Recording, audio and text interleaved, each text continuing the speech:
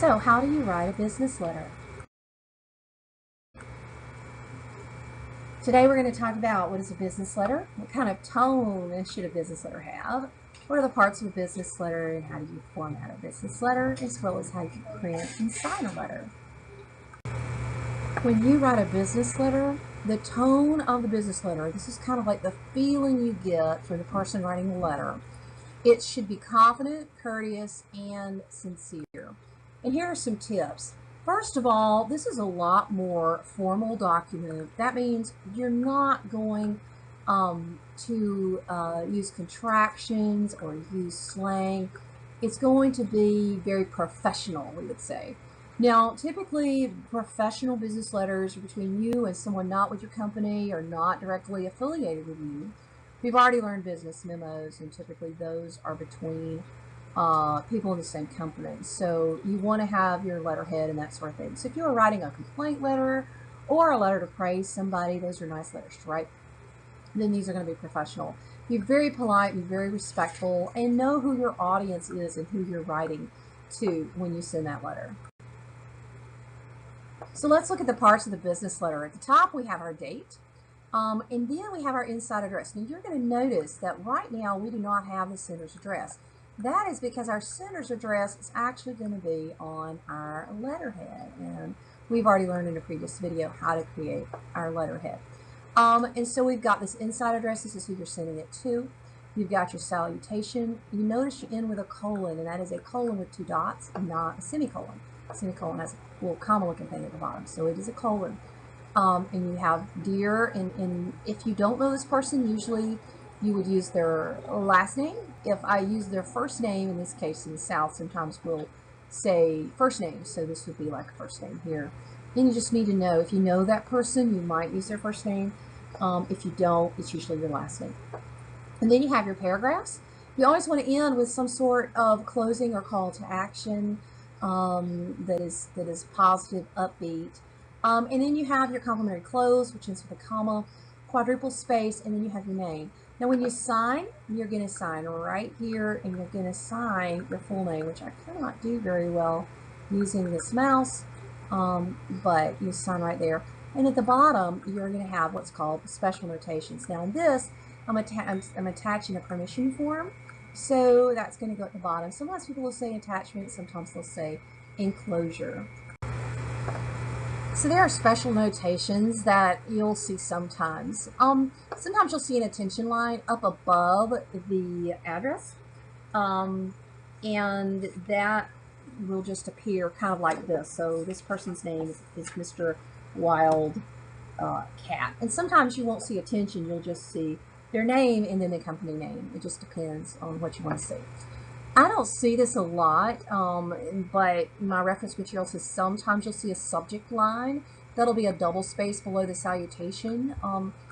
That could happen, I guess, if they really wanted to grab the attention and let somebody know that. I haven't really seen it a lot in business lately. Reference initials, if somebody else other than the letter typed the letter. So for example, if you dictate the letter and that sort of thing, it will be lowercase, a double space below the writer's name, title, and department. And that lets you know who typed the letter. And then at the bottom, you may have attachment or enclosure. Enclosure would be enclosed in the envelope, and attachment would be actually attached to the letter, like with a stapler or kind of clipped onto the letter. So I don't really make a big deal about the difference between these two, but it is good manners to show that so that you can know if something is attached or not. So now we're going to format a business letter. The way we do that is, remember, we're going to do Control A and select everything. Then we're going to go to page layout, and we're going to hit our paragraph. And do make your spacing 0, and our line spacing is going to be single, and we're going to say OK. Now also we're going to go to our margins, and we are going to have letterhead. So we're going to do our custom margins and set our top to 2 inches, and the rest will be 1. Now if your letterhead takes up a little bit different space, you may have to tweak this, and I'll show you how to do that in the printing piece. And I'm going to say OK. Now I am ready to type my business letter, and you're going to start off with your date.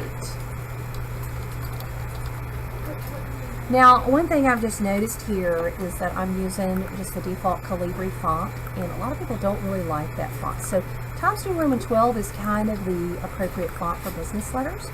And then I'm going to press 4 times, and let me double check and make sure that's 4. Yes, it is. 1, 2, 3, 4, and now I'm typing right here. Now I'm going to have the address of the person that I am writing to.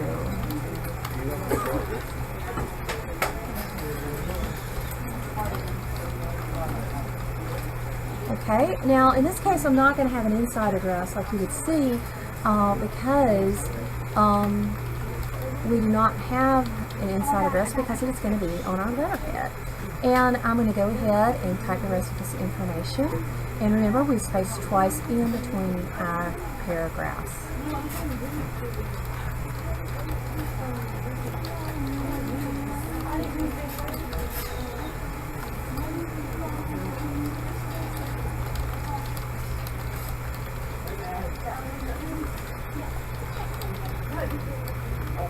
Now, you want to notice that when I get to the end of the paragraph, I'm going to press enter twice, and I'm going to keep typing at that point.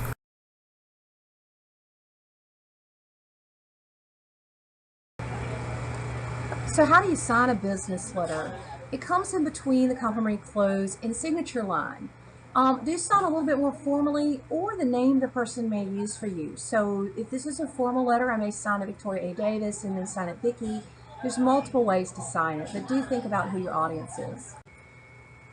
So remember this, what you communicate is important. Some people even call it the key to personal career success. But here's the thing I'd like to really encourage you. Get a second opinion on what you've written. Because as George Bernard Shaw said, the single biggest problem in communication is the illusion that it has taken place. So very often you think you've said something and you haven't, or you've tried to use humor and you may have used it poorly, or you may have some issues with your communication. So you definitely want to make sure that you have communicated properly what you want to communicate. And my favorite book for this is Dale Carnegie's How to Win Friends and Influence People. It has great advice for how to construct a business letter that really gets results.